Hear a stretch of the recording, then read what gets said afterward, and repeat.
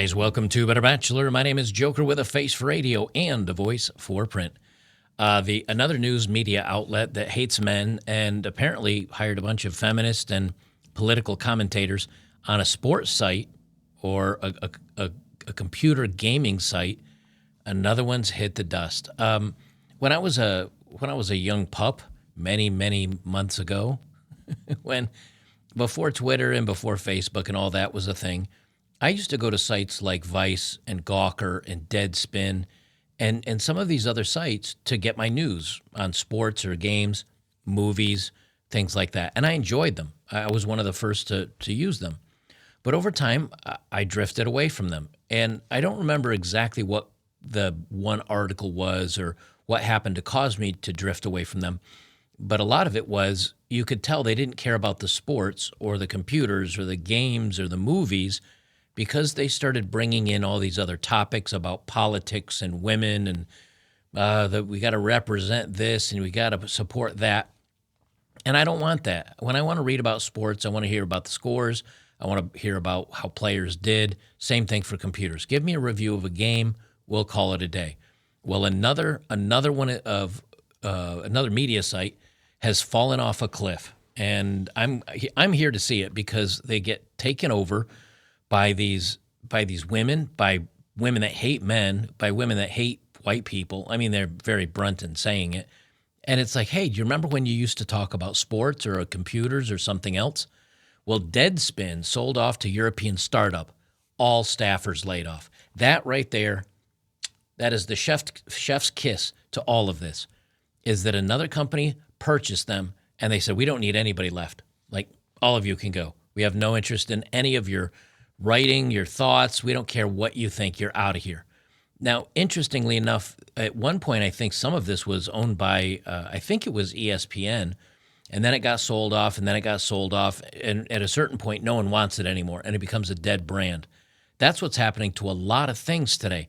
And because things are delayed so much, like when it comes to movies or TV shows, because you have production and you have the editing and, of course, going out on site and to the film set and doing what you need to do, by the time it gets edited and put out, sometimes it's 2 or 3 years later. Sometimes they even delay it.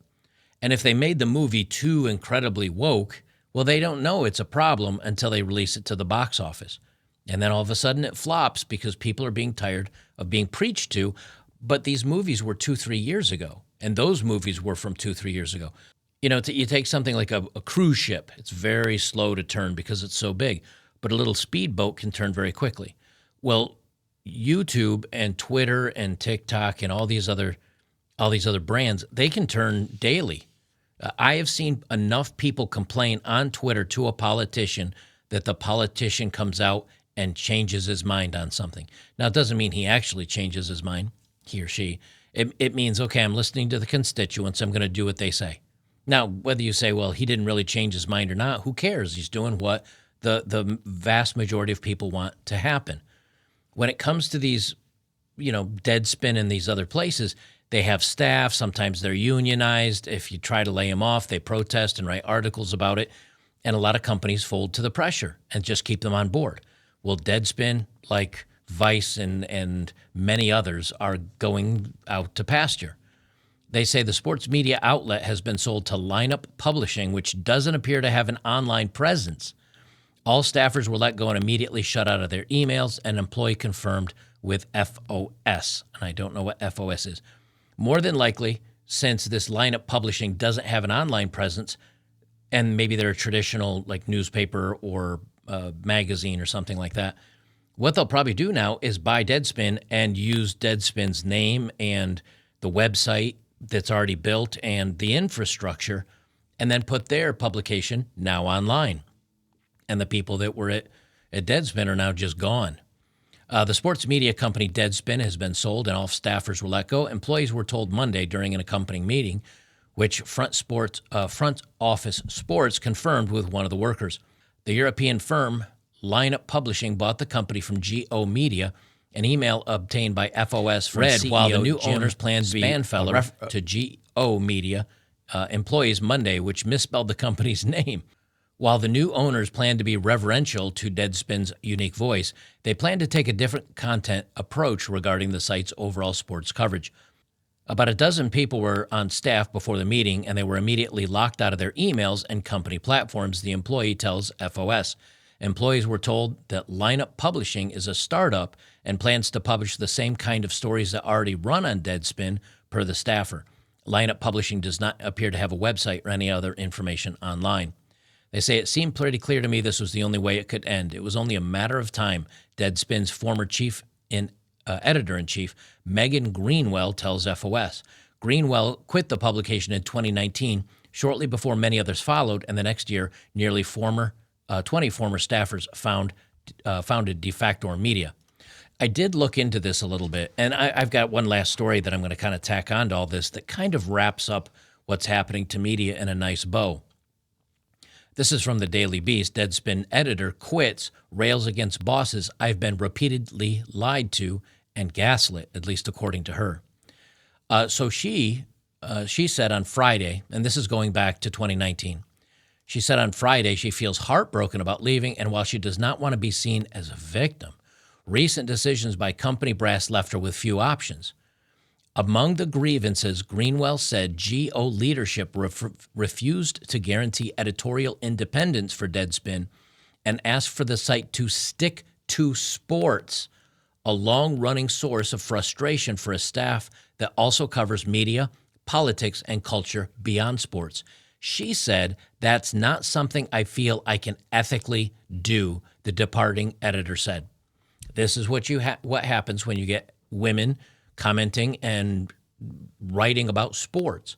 Eventually, because they have a voice, they want to start twisting in their own thoughts on things. And look, that's fine. If there's a sport editorial page or there's an opinion section, that's fine. Like, go ahead and complain how many, I don't know, white quarterbacks there are or something. But when the GO leadership went to her and said, look, we're going to stick to sports, and she says, no, I want to talk about the other stuff, she left. Well, obviously, Deadspin didn't get rid of their problem. And I know I've done this a couple of times. This is from a New York Times article. Of course, I pulled it up on Internet Archive because screw giving the New York Times any of my money to subscribe to that trash rag. But this is from February 28th, just 2 weeks ago, from a David Streitfeld. He said, if the career of Roger Fidler has any meaning, it's this. Sometimes you can see the future coming, but get trampled by it anyway. And he goes on about, talking about newspapers and when TV came out and other things. But this was kind of the meat of the story that I think is important. He said the decline of news media has been paralleled by the fracturing of American society, which is now as angry and divided as it's been since the height of the Vietnam War and civil rights protesters more than half a century ago. As the media fell, the noise level rose. He says for all the gloom that's the media wallowing in about the media, the situation is contradictory. Reliable local reporting in many places is sparse or non-existent, but there's also a much wider variety of foreign, national, and cultural news available online than previous generations could get in print. For all the celebration of the old days, if you were in a city with mediocre newspaper, and there were many, access to quality journalism was difficult. Basically, the world has been opened up to us. There's so much good journalism out there, said David Mindich, a journalism professor at Klein University of Media and Communication at Temple University. If you had said to me 20 years ago, I see a generation listening to long-form audio shows, I would have said attention spans are getting shorter. I don't think that's going to happen, but it did. Most long-form audio shows, even at their best, are not news in the way, say, a zoning commission report is news. The erosion of the idea that news can be seen even more vividly in the magazine field, where the goal was to inform, now it's to entertain. Something that happened a while ago that I think is really important that we don't talk about very much is the shows like the Joe Rogans and men that are much more popular that aren't necessarily newscasters. Yes, you have people like Tim Pool, and yes, you have other news commentators on the left. I think one guy named Vaush, there's a lot of them out there that have some personal problems as well. but they're people that are talking their mind, and they're trying to be entertaining and interesting while they do it.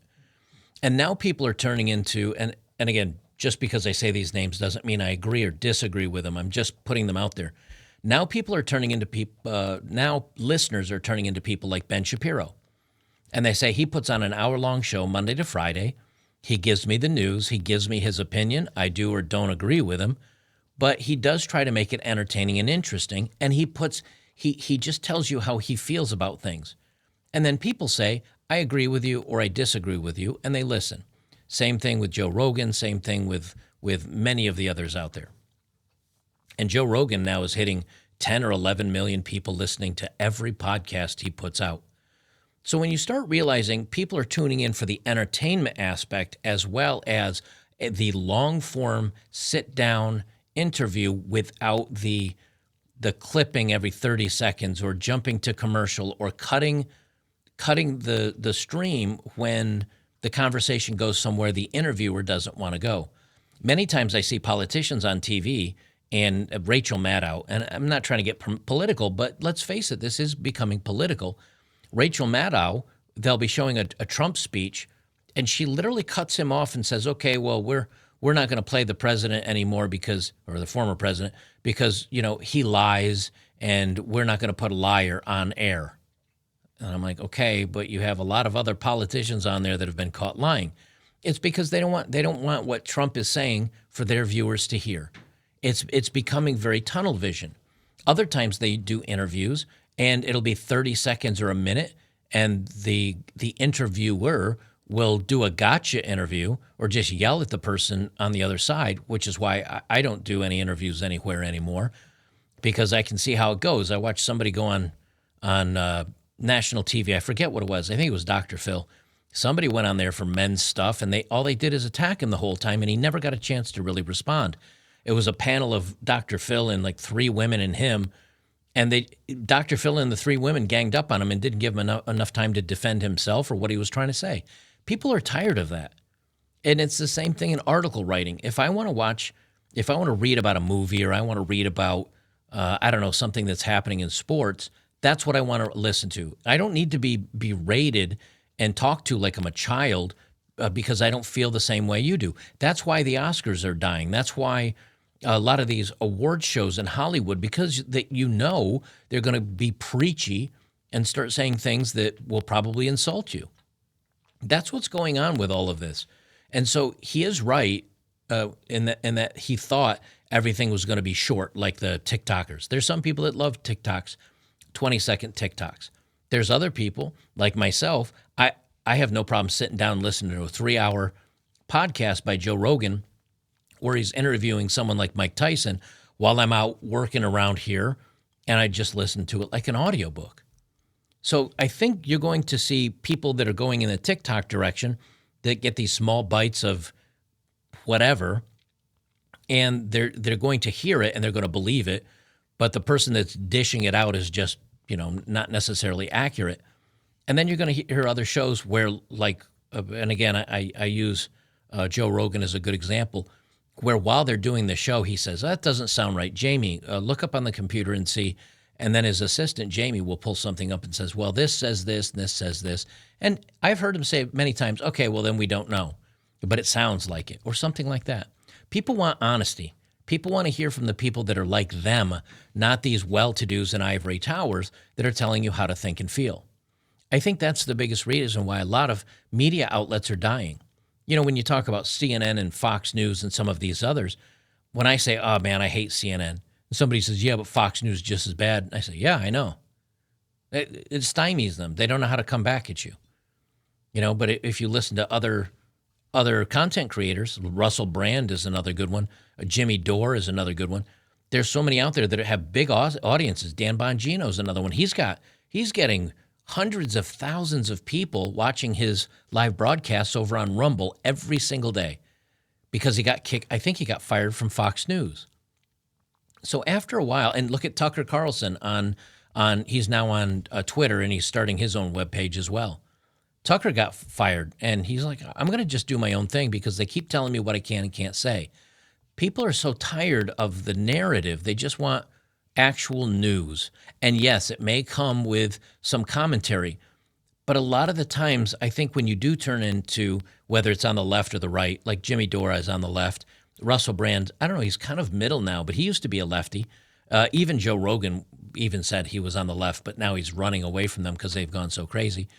When you listen to them, you hear both sides of both how they feel and then how what they see on the other side. And at least you can say, he sounds honest. He sounds honest to me.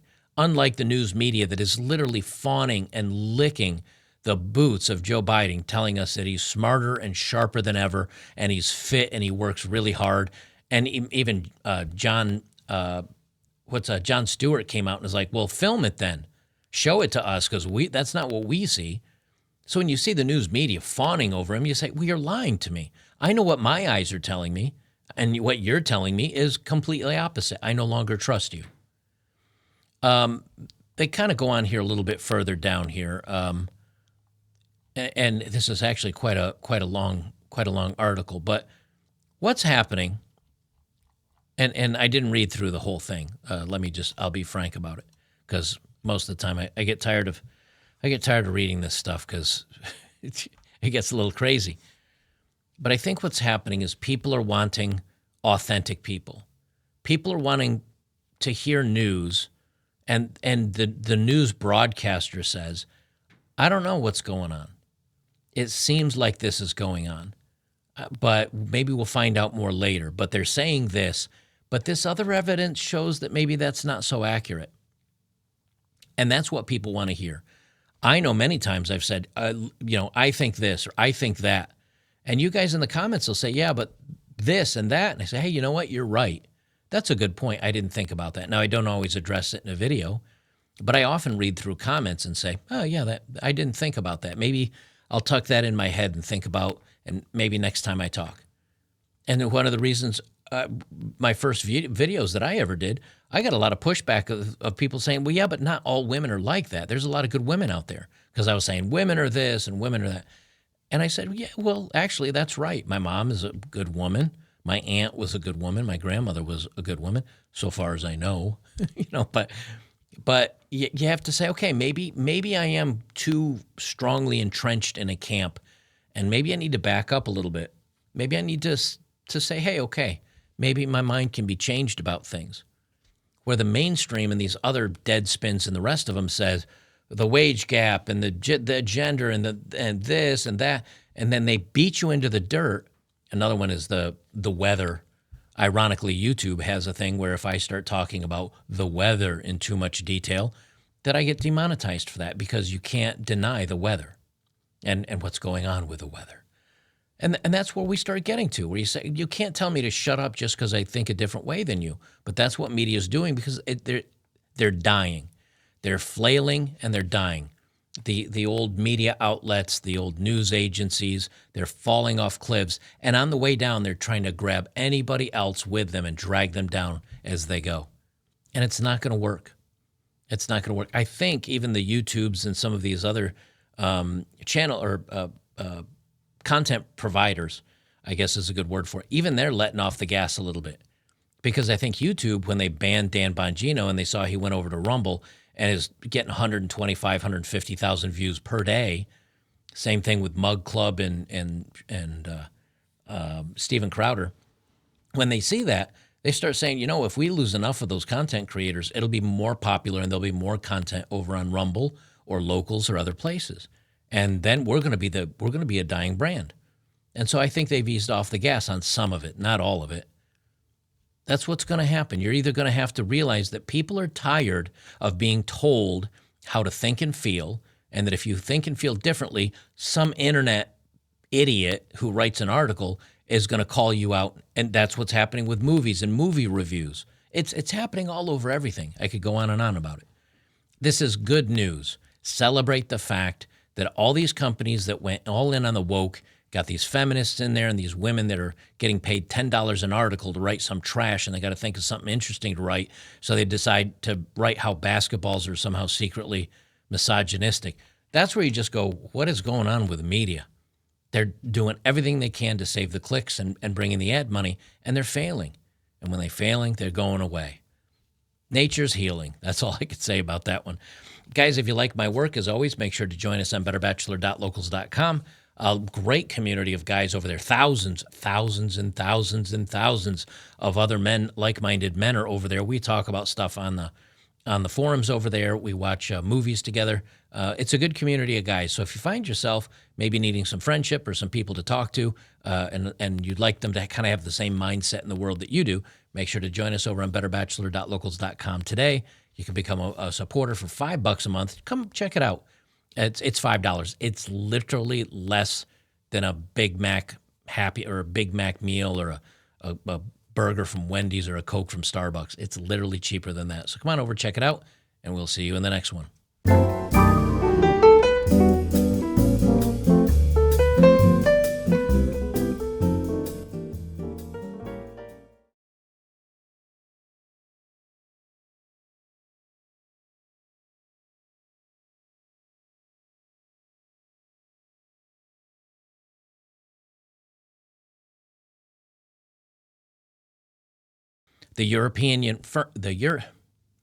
About a dozen people were on staff before the meeting, and they were immediately locked out of their emails and company platforms. The employees tell FOS employees were told that Lineup Publishing is a startup and has plans to publish the same sort of stories